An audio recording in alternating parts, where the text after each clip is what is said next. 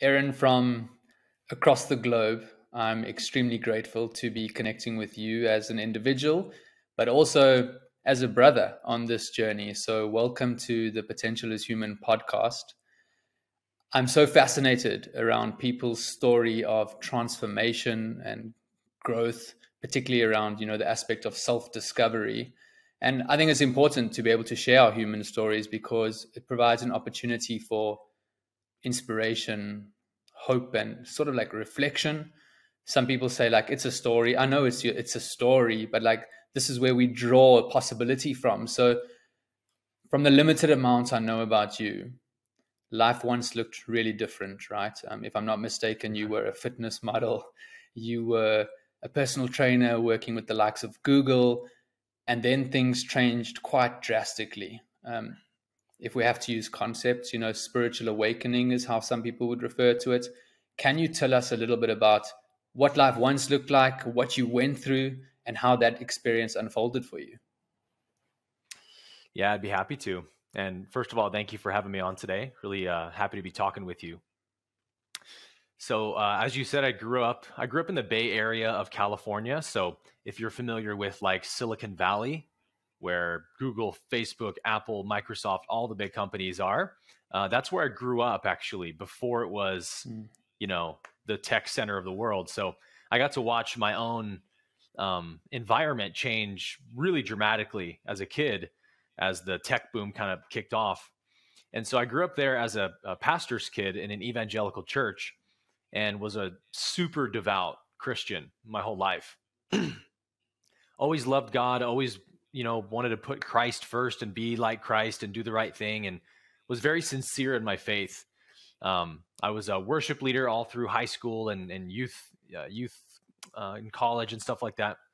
And so I wanted to be a worship pastor to follow in my dad's footsteps to eventually be a senior pastor one day. So I went to college at a school called Oral Roberts University, which is kind of the mecca of evangelical Christianity in the United States. And I got my degree in music and in theology, and got my first full-time pastoring job at 23. And I got married at 23 and kind of started my whole ministry journey. And then, as you alluded to, everything just completely flipped upside down. And the reason that happened is because my dad's church growing up was my family's church, I should say. We were very like spirit free, and we didn't emphasize a lot of the dogmatic kind of hardline legalistic parts of Christianity. Hell, the rapture, biblical inerrancy, and whatnot. And so I didn't have to like really wrestle with those questions as a kid. I could kind of ignore them and just, God is love, Jesus loves everyone. But when I got my first church job, I got this job at a very fundamentalist church that very much wanted to talk about who's going to hell, who's going to heaven. And I could go on and on about the crazy stuff I witnessed there. So that forced me into a corner to be like, look, you can't avoid these questions anymore. Do you believe in this version of God or not? And at 23, it was a clear, resounding no. I do not know this God they're talking about here. I don't experience this God in my heart, and I certainly don't see this God revealed in the person of Jesus. So I have to reject it. So I moved back to Oklahoma, where I went to college with my then wife, and sort of started my whole life over to figure out, what do I believe about God, if I know that this Christian model of God isn't what's real. Who is God? Who am I? And really dove into Eastern teachings, initially Hinduism and Buddhism, and started finding some answers. But my then wife wasn't really making that transition with me like I was. It was a bit scary for her, and too radical, too much too soon. All of our friends ostracized us from the Christian community, and we were labeled heretics and stuff. So it was like a lot to go through at that age. And so our marriage ended up falling through because we were just growing apart in that way. And I knew I needed to just move back home to California and start my whole life over. And so that's when I got into fitness modeling and bodybuilding, and kind of pursued fitness and vanity as my means for what's my purpose here? What gives me value as a human? And at 27, after many years of very severe depression, from, having all your friends hate you, getting divorced, losing your religion and your entire worldview flipping upside down. It was a great recipe for, kind of throwing me into this psychological chaos. And that's what really drove this intense, all consuming obsession with liberation, basically. How do I get free from my mind and this suffering? And that led me to a kind of dramatic spiritual awakening at about 27. Yeah, I mean, to navigate that at such a young age, right? And you don't really have that choice. It's kind of like you're going through this, identities are dissolving, in terms of who Aaron was as growing up, what he was taught. Who were the teachers that you had around you, Aaron, or the teachers you could access, at least online even, that could support you through what you were facing? So the first teacher that I ever felt the permission to listen to outside of Christianity was Eckhart Tolle. And it was actually, if you've ever seen the 10-part series that Eckhart did with Oprah Winfrey on his book, The Power of A New Earth. It's A New Earth. He did a 10-part episode series with Oprah, and she kind of made it more palatable for the average person. But I listened to what he was saying, and these ideas were totally new to me of you are pure consciousness and stuff. But at the same time, it resonated somewhere inside me. And that led me to Alan Watts and Mooji and Rupert Spira and some others. But outside of that, it was honestly, a lot of Advaita Vedanta Hinduism as well. Thank you. And that awakening, that actual shift that started to happen, how would you explain that to somebody who might be, hearing this for the first time? Because it can come across quite daunting. Yeah, to say the least. It's, in many ways, it's totally impossible to describe it in the sense of transferring the experience to somebody else. But what I most often say when people ask me this question, who maybe don't have much of a background in non-duality and stuff, is I was listening to a bunch of lectures on my lunch break every day at that time in my life. I would go to this balcony above the gym I was working at Google. Where I was a personal trainer. And I would listen to Eckhart Tolle for an hour on my lunch break and watch the clouds. And that was the only time in my day where I kind of had some peace of mind. And so it was through listening to these lectures all day, every day on repeat. The ideas were being planted inside my mind. They started to obviously grow and flower in such a way that one particular day, maybe 3 to 4 months into doing this, Eckhart Tolle was giving a lecture where he was sort of mimicking things that our ego says to us. And he would say a phrase, and then he would chuckle, and the audience would laugh, and I would laugh. And he did it 4 or 5 times in a row with these long dramatic pauses. And I was laughing because I was totally connecting to what Eckhart was saying. He would say something like, if only people would recognize how special I am, then I would truly be happy. And and he would laugh. And I was laughing because I'm like, dude, he's nailing it. This is exactly what my mind says to me every day. This is why I'm so depressed, because I have these stupid tape recorders on a loop in my mind. And something about laughter can be a powerful form of realization. I think it's why we love listening to stand-up comedy, and it can kind of deliver taboo truths that any other approach doesn't really facilitate. That's kind of what happened, in that I sort of laughed myself into a deep spiritual awakening where I actually saw the cartoonish joke of it all, that I really am not this voice in my head.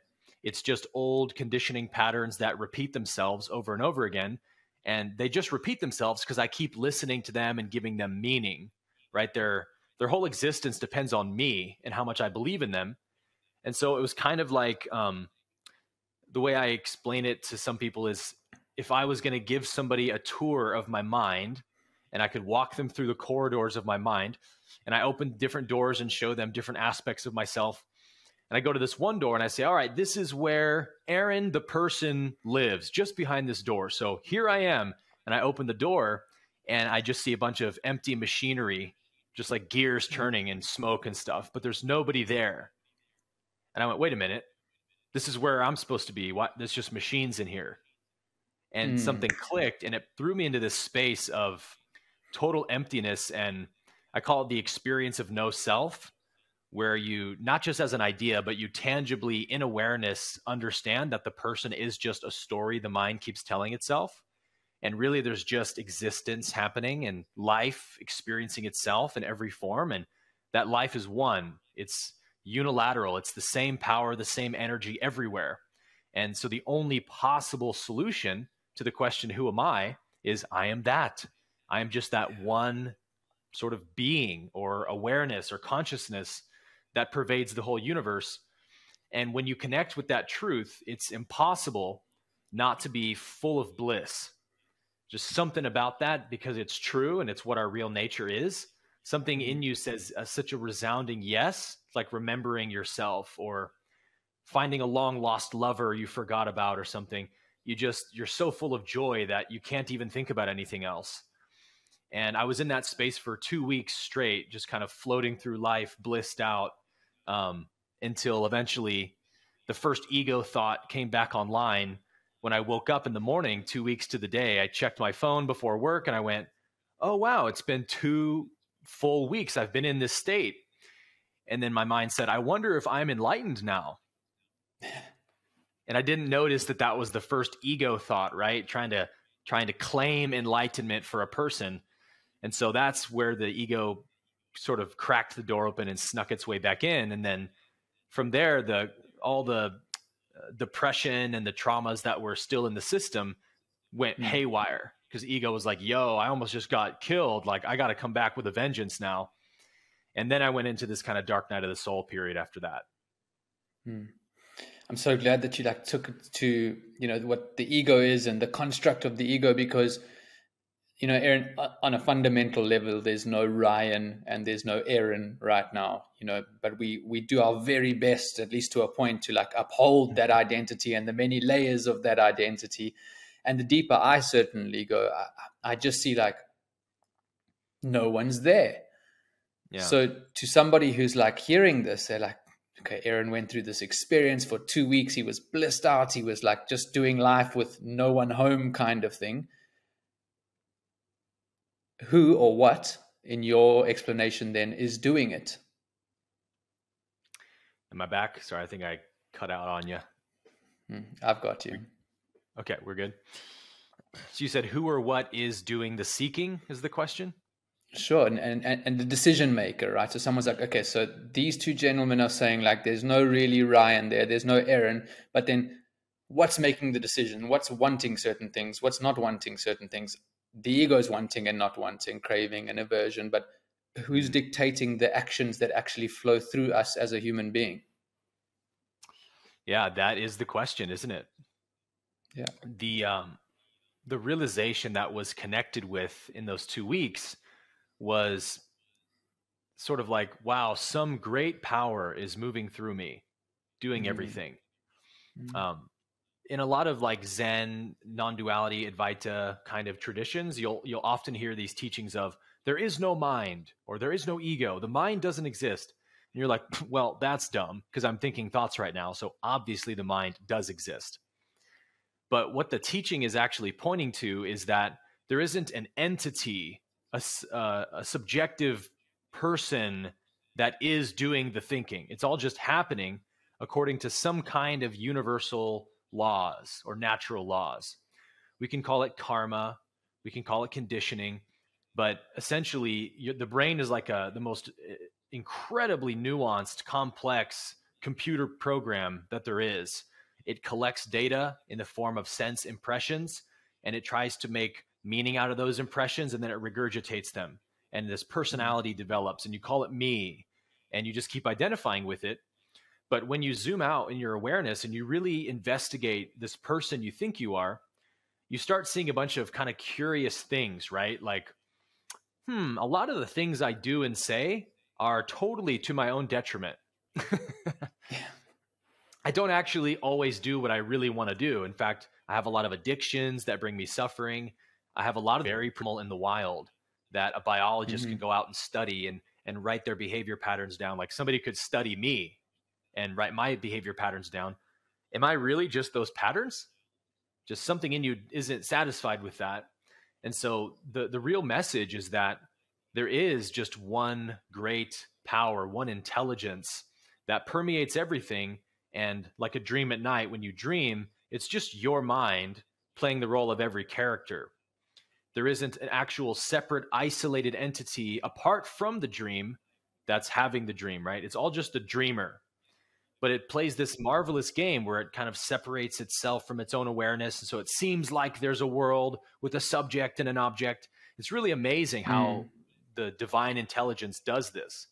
But nevertheless, the whole illusion is set up so that you eventually figure it out and you realize and remember who you are.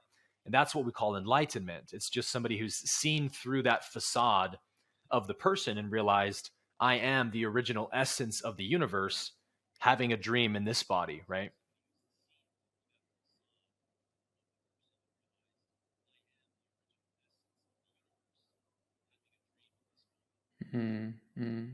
So well put. So like in that regard, like enlightenment and the idea of enlightenment, something wants to look for that initially, right? If you're, let's say, not yet enlightened or don't know you are, then would you say an identity has to go in search of, is the best way it's coming out for me now? You know, who is that one that has to start looking in order to discover itself and realize that perhaps it didn't ever need to find anything?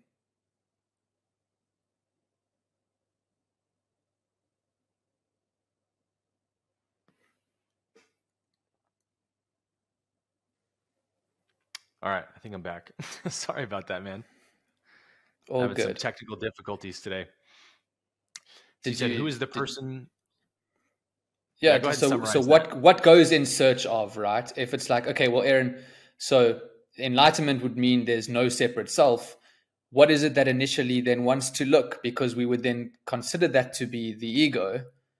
But does something have to go in search of? Does a separate self have to go in search of in order to find? Or is it a deep, deep inner pull of the divine calling itself home?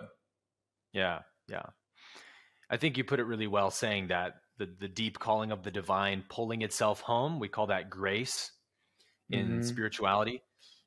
Ultimately, you can look at it from either point of view, depending on which might be more helpful for a seeker. So in the beginning of the seeking journey, when you fully believe I am this separate person who's lost and estranged from my real nature, then it is helpful to say, okay, you must desire enlightenment more than anything else. It has to be the all-consuming desire, and you must seek it with great self-effort all day, every day. And so then the person says, okay, I'll do it. And they read and meditate and all this stuff. And eventually all this spiritual practice they do is gradually dissolving the sense and belief that I am a separate self. And more awareness is opening to the recognition of, oh no, there's just the one source having a dream. And so I am that source. And the feverish desire that we have to begin the journey with eventually transforms into a feverish love and devotion to know your real nature. Because as we've said, it's always experienced as so indescribably wonderful and peaceful that you just can't help but fall in love with it. So to answer your question of like who does the seeking, ultimately it is the source, lost in a dream, becoming lucid to itself. And this is where I think we can understand free will a little bit better, in that the question is always, well, then are you saying that a person doesn't have free will, or there is no free will? And the answer from that perspective is yes, the person is obviously an extremely limited vessel that doesn't have full autonomous control over anything it's doing. It just thinks that it does. But it's really just being pushed and pulled on by its environment and reacting to its environment and then calling that free will. Yeah. So the person doesn't have free will, but the one source of the universe does have free will. And in fact, its will is always being accomplished. So when your sense of self merges with the universal self, you actually start to feel like, yes, everything that happens is my will. Everything that happens is ultimately perfect because the source is knowing itself in everything. And all of life is infinite and eternal. So nothing actually dies. Nothing is destroyed or hurt in this world. It's all just a dream. So you come to peace, you come to terms with reality in that way. And so I think that as a person, believing you're a person, the only thing we could really say represents your actual free will coming through is if we look at the analogy of becoming lucid in a dream. I used to practice lucid dreaming really heavily, and many people listening probably have. When you are waking up in a dream and you're having the recognition, wait a minute, I am not this dream character. I am the higher self who's dreaming the character, lying in bed right now. And then you get really excited and you go, oh, this is so cool. I'm lucid in a dream. And you start flying around and doing all kinds of fun stuff. Well, any other action the dream character takes, other than that recognition of, oh, I'm the dreamer, I'm in a dream right now, any other action is just the dream, right? It's just the karma of the dream playing the character out. When you wake up from a dream, you realize you were just watching a movie the whole time in your mind. You don't say, oh, I did all these great things. It's like, no, it was just a story playing out. There was no person choosing anything.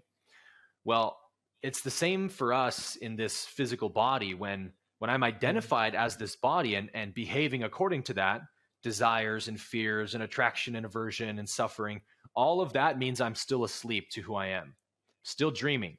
It's all conditioning running me. But when a desire for enlightenment awakens in someone and they start meditating and reading spiritual texts and doing yoga or whatever, that to me is the only thing we can really call free will, because it represents your higher self waking up in the dream and saying, no, I want to be awake. And that's what you really are, is that awakeness, that aliveness. And when it comes through the person, that is essentially your higher self beginning to come through and awaken to the dream that it's having. Yeah, you put it so beautifully, like that understanding of a dream, right? So what you're saying is, if I'm identified as the person and the separate self in this reality, then I would believe I am the character in my own dream. I would believe that I am that individual character versus, well, it's the dreamer's mind dreaming up the entire dream. Right. You don't even have any other concept of what you could be other than the person. You're completely locked into that framework. Thank you, Aaron. It leads me to something else, which I've been contemplating around. We hear a lot in spiritual communities and just in life, I guess, like people want to achieve and create something of their lives, successful in whichever way they deem success to be. Like, where would something like vision, come from? And we hear of vision boarding and all the different practices. Like, somebody closes their eyes and they're like, Aaron, like, I have this vision for my life to be this. And if it's not a separate self wanting to take from the world in order to, reaffirm itself, and can a vision then come from somewhere where it is actually the path? It's like, well, I am using you as the vessel to achieve whatever needs to unfold for the greater good of all. Yeah, we could say that all desire is ultimately the source's desire to know itself, manifesting in an infinite variety of ways, because the source is infinite. So it's never going to run out of new ways to discover itself. So any hobby, any passion, any inspiration somebody has can only come from the source, obviously. So like, you can connect with this by saying, okay, what is it that I'm passionate about? Let's say you're really passionate about music and you write music and you want to do that for your life. Well, why aren't you passionate about playing soccer or something? Yeah. Say, well, I don't know. I just not. It's like, exactly. So the desire for music somehow found you in this incarnation. You can't really explain how or why you were so attracted to music. It's what you know. It's what happened. But this guy couldn't care less about making music. He wants to play soccer under the big lights, and that's what gets him up every day. So did you guys choose those desires? Like you had a bunch of options you could survey, and you went soccer or music? I'm going to go with music. And then, oh, I'm so inspired to play music. No, you just found yourself in love with music. That's because the source, the universe, is manifesting that desire through you, because it needs some kind of medium through which to experience itself. And the person, the body here, is that medium. So what I say to people who ask this question is absolutely allow your desires to live through you to the fullest, because that's a very divine experience, but just don't take personal credit for it. You know what I mean? None of your desires actually belong to you, the person. So just give them back to the universe. Let the universe experience that through you to the fullest. And when you can actually get out of the way, you actually can experience that passion, that dream exponentially greater than you could if you think that, well, me, the person, am going to be more happy in this terrible life if I can follow this passion, if I can get famous. We know that's not how it works. We call it the flow state, right? I always use the Michael Jordan analogy. Michael Jordan would talk about how he loved playing basketball so much that when he was on the court, there was no Michael playing basketball. Like, he became basketball itself. He was channeling basketball, and he would just read and react. There was no thinking at all. He would say, when I was in the zone, it was like I could never miss a shot or make a wrong move. Some higher intelligence was like moving me. But if Michael goes to hit that buzzer beater 3-point shot and the thought comes in, oh no, what if I miss the shot? Everyone's going to hate me and I lose the game, and my fame's going to go down. My reputation's going to go down. He's definitely going to miss the shot, right? So he can't make it about him, the person. He has to make it about the passion itself and be lost in that. So it's the same for any of us, right? Whatever you are passionate about, that's how you know you're qualified to do that thing. Like, your passion qualifies you for it. And I think a lot of times the ego wants to discredit us by making us feel like we're not worthy of such a grand dream or desire, when in fact the very fact that you are excited about it means the universe has chosen you to be its manifestation. Aaron, then the inverse of that, I would love to hear what you think, right? So now someone's out in the world. They were once inspired and passionate about what they were doing. It served them until perhaps the point that it now doesn't, right? Let's say in business, somebody was like doing what they thought they loved at the time, and now they're getting like that inner knowing of like, well, I'm unhappy showing up this way. What would your support and advice in that regard be? Like, so it's not the calling towards fame and greatness. It's actually the like dissolving of something that maybe somebody doesn't enjoy anymore. Yeah, a great question. I think a big part of us finding our purpose in this life is to follow the breadcrumb trails and be faithful to that. Be true to yourself in that, yeah, if I'm not excited about doing something anymore, then I'm not supposed to be doing that right now. My highest excitement is the breadcrumb that the universe leaves for me. So when we're always living from that passionate purpose and following it as it changes and evolves, like, it will definitely change and evolve as you change and evolve, right? As you go deeper into yourself, as you expand in your awareness and your authenticity, the universe will give you higher and higher opportunities to match that new growth. So yeah, we have to also be flexible and willing to adapt and change, because truthfully, what the universe wants to do through you, yeah, it might be like be a famous basketball player or musician, but the universe has an infinite amount of new dreams it wants to bring through, new ideas, new creative things that no one on earth has ever thought of before, new talents that want to be born. And the only way that people realize the true uniqueness of every individual soul is by following the breadcrumb trail of their passion and letting the universe mold it together for you over time, like a potter with clay or something. Everything that you're passionate about, like truly excited and inspired about, can and will play a role in that calling in some way. So I think we also we limit ourselves so much in terms of what we think is possible. And just because our individual creativity is nowhere near that of the universe, and we try to do it ourselves and think about, what do I think I'll be in the world? And whatever we try to think of or predict is just a limitation on it. So it's always like, be in this present moment, follow your passion right now. What are you inspired to do right now? Do that thing. And I'm saying all of this because that's what happened to me, basically, was I had absolutely no idea, 4 years ago, that I had any kind of ability to like speak for a living or talk or teach things. If you had asked me then, I would have said, oh, it's definitely not my forte of like explaining things, talking. But I was going through this transformation of leaving my religion and finding mysticism and enlightenment teachings. And I was really passionate about, at that time, I was really passionate about helping questioning Christians kind of bridge that gap of how do I make meaning out of these teachings I've held my whole life without just throwing the Bible and Jesus into the dumpster? Like, is there good things here? Is there gold we can rescue from this religion? And I was really passionate about helping people find those answers because I knew how disorienting it is to leave your religion and leave your whole framework for reality. So I was just like, I just feel like I got to make videos about this or I'm going to lose my mind. I'm so passionate about helping people in this way. So I started making videos with no intention or thought to be a YouTuber or to be a teacher.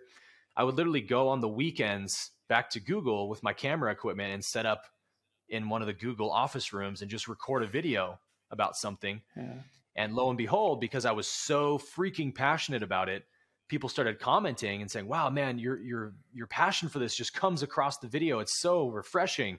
Wow, you're so gifted at explaining these things. And it took me about a year of listening to those comments on YouTube. You're so gifted at explaining things that I finally allowed myself to believe it might be true. I thought, oh, they're just being nice. You know, they're just being kind. That's really sweet of them. But I know I suck at explaining things. You know, my own limited thinking blinded me from an actual talent that was here that wanted to be expressed because I was limiting myself. So like, look for the ways that you're doing that, I think is the answer. Awesome. So it goes back to what you said, like, you know, when you get out of the way. So like when Aaron got out of the way and allowed the full permission of it to flow through him, like now we have you on YouTube and we be able to listen and learn from you. So what is Aaron most passionate about right now? Like, tell us about 4D University, please, if you would be open to that. Maybe explain what is fourth density consciousness and just what really is being expressed through you, like unfiltered at the moment. Always a fun question. So I started teaching a text called The Law of One, probably a year after I started YouTube. I'd been reading the text for about a year, and those who aren't familiar with it, it's a channeled text from the 1980s from a group of UFO researchers who were trying to figure out what this UFO phenomenon was all about. And so they had the clever idea that if we want to understand who these beings are that we see in our skies, we should probably be way more interested in their spirituality and their philosophy rather than their science. You know, just ask, how do they fly here in these craft? Like, isn't going to tell us a whole lot about them. So they started practicing channeling, assuming that these beings, if they can travel thousands of light years, they could probably communicate with their thoughts. So let's try to channel them and talk to them. And I think after about 12 years of practicing channeling, they had a genuine contact come through from an entity named Ra.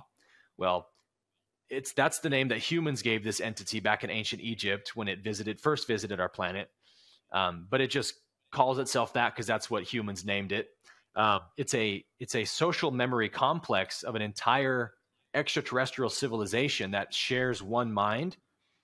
Because when you get to the stage of evolution where beings can communicate through thought, it actually happens naturally that a sort of hive mind develops because we can all read each other's thoughts. So we're essentially in the same mind already. So they speak as one entity, but it's, I think, like 65 million entities. And they go into this question answer with this being named Ra. And Ra just gives these most phenomenal explanations of kind of the metaphysics of the universe and a lot of the questions we're talking about today of why are we here? What is a soul? What is reincarnation? What is evolution? And it gives these answers in a way that just blows the intellect wide open. And something deep inside you when you read this text goes, man, it's like I always knew this was true, but this is something I've never heard before. And so one of the models that the Law of One lays forward that I think resonates the most for people, and certainly for me, is this model of the 7 densities of consciousness. And so what this model is it's sort of a blueprint of the road or the map that the soul follows on its evolutionary journey through thousands of lifetimes. Just like we go through grades in school, apparently the soul goes through grades in consciousness, or gradients, you could say, on like a color wheel spectrum. And so these 7 densities match up to our 7 energy centers. So if you know what the 7 energy centers are, you already have a huge leg up in understanding the densities. You could almost say that the densities are like the chakras of the universe. So each one of us is like a microcosm of the macrocosm, the whole universe in miniature. So we have these 7 densities in us in the form of the chakras. So consciousness begins in time-space, in the first density, correlating to the root chakra, the red ray, and it just experiences pure existence for billions of years as the 5 elements: earth, water, fire, air, space. And those elements, after the Big Bang happens, they interact for a very long time until stars form, and then planets form, and then land and ocean on those planets forms. And eventually the elements solidify into a habitable environment. And that's when the second density of consciousness begins, where, microbial life first evolves, cells divide, and we have our first life forms in the ocean. And then, fish, insects, plants, animals, that entire spectrum represents the second density, which is where consciousness is learning how to be an organism in the environment. So after another few billion years of second density, eventually consciousness will evolve enough that it can become self-aware. And this is when there's an intellectual understanding that I exist. I am an entity in time and space with my own story and persona. And that's the third density, correlating to the solar plexus chakra. And we know in like the yogic traditions that the solar plexus chakra is really where the ego fully comes into being. So consciousness spends, according to the law of one, about 75,000 years in the third density, which is also the density of separation. Because if I know that I'm an entity, an independent entity, and I know that you are, well, then we're separate, obviously. And now you can be maybe my enemy, you can be a threat to me. So, this is the density level where suffering exists, the only density where suffering exists, because humans on this planet have been going to war with each other over this belief that we're separate for thousands of years, and imprisoning each other, and genocide and all these horrible things happen because we think we're separate from each other. And so after suffering through that belief for many millennia, the consciousness evolves enough that it can start becoming aware of a higher point of view yet again, that, yeah, maybe we're all like unique expressions, but we're all the same essence. We're all the same energy in the universe knowing itself. And things actually go really well for us when we come together and love each other. And life gets really good really quick.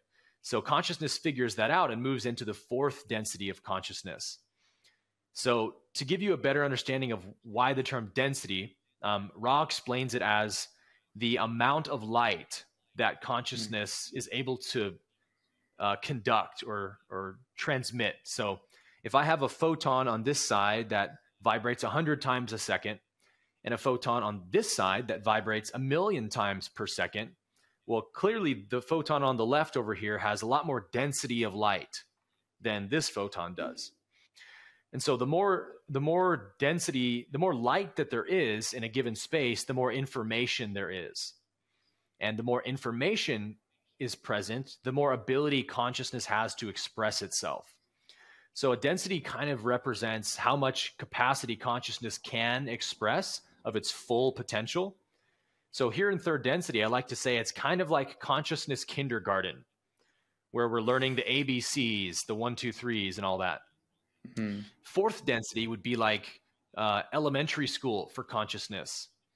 Fifth density, junior high. Sixth density, high school. Seventh density, graduate level, right? And that actually is the graduation density. So to answer your question of what's fourth density, the law of one says that we as humanity are at this kind of precipice where we're just beginning to transition out of third density into the fourth density, which again is the heart chakra density of love and understanding and oneness. So we're watching humanity through the internet and social media and all this technology really coming together, and all of our darkness and distortions are clashing against one another, and we're fighting a lot. But eventually we're going to figure this thing out and realize, hey, we're all in this together. It's just us down here on this little tiny rock floating through the cosmos. We should work together and love each other. Yeah.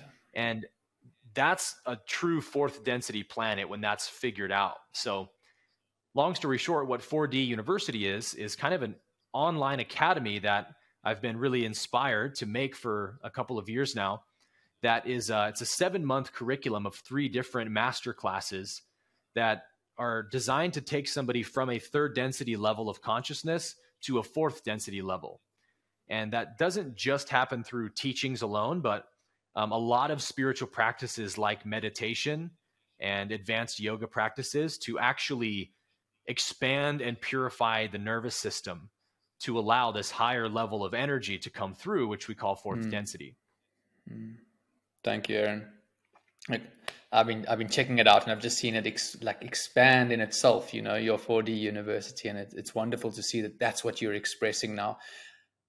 In short, I have heard you explain your understanding of suffering before, and I don't want to use my words. I would rather we catch it from you again. Suffering in this world, right? People see it and they're like, yeah, but Aaron, things happen out there, and to maybe young people, old people, it doesn't matter, but like there's pain in the world. What is your explanation and understanding of suffering, why it happens, and why we perceive it as something wrong? Yeah. Well, this is another one of those topics that the Law of One does an amazing job at giving a really satisfying answer for. I said this a minute ago, but the third density is the only density of the 7 where there is suffering. So in a sense, it's like we're already in hell in a sense, and we're trying to escape it, which hell is in your mind. Hell is what you create for yourself by not knowing who you are. And so the Law of One says that another big component of the third density, it's in many ways, it's like the most pivotal density of all the 7, because all of the choices that will determine your entire evolutionary journey are determined in this density level. And the biggest choice that you make in this level is, which polarity do I want to choose? Just like in chemistry, there's 2 polarities in electromagnetic energy. So electro is the positive, magnetism is the negative, radiating versus absorbing. That is true for us as well. Like each one of us as a soul is kind of like an electron or something that has to gain a charge before it can do work in consciousness. So the term work in chemistry refers to the ability for a particle to affect its environment in some way. And in order for any particle to affect its environment or do work, it has to have a charge, positive or negative, right? And so the Law of One says that the creator doesn't have any judgments of positive or negative, light or dark. It allows every being to choose of its own free will which polarity it prefers. But in order to really make that choice organically and authentically, you have to be in a body, in time, space, experiencing both polarities in equal proportion. And so suffering is actually the result of your soul needing to experience the darkness and the light, and experience them for however many lifetimes it takes before you're fully convinced which one you want. And so the choice is basically on the negative path, they call it the service to self path, which means serving myself at the expense of everyone else. And that's where you say, all right, it feels best for me to just cut myself off from the universe, to feel nothing towards anyone, to have no love or empathy towards anyone. In fact, to just treat everyone like they're just a dream in my mind. No one really exists but me. I'm the only thing that matters.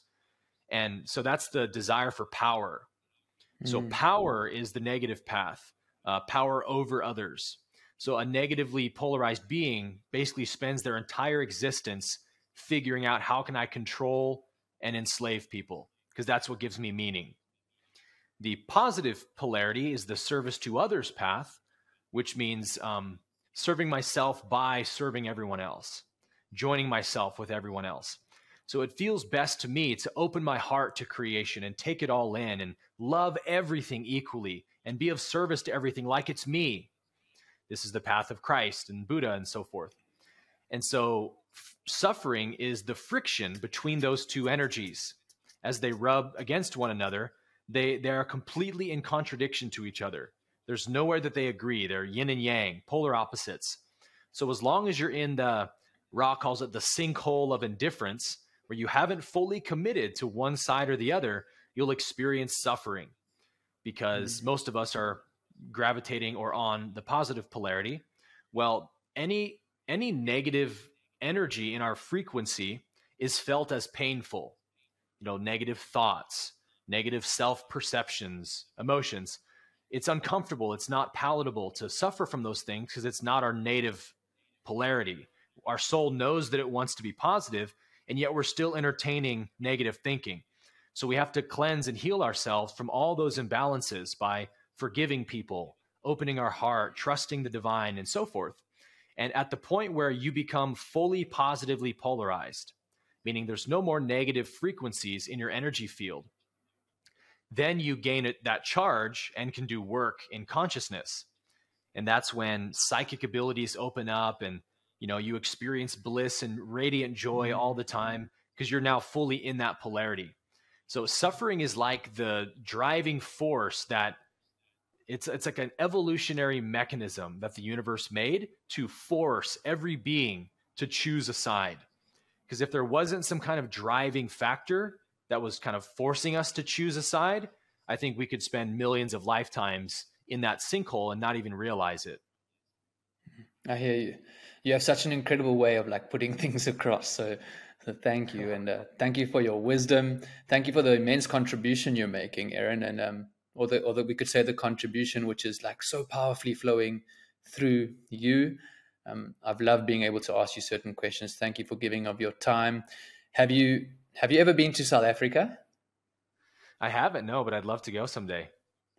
I think we need to change that. It would be good to see you on this side of the world. So thank you for everything today. That, take care of yourself, and we really appreciate you for sharing. Well, thank you for having me, brother. I've really appreciated the conversation.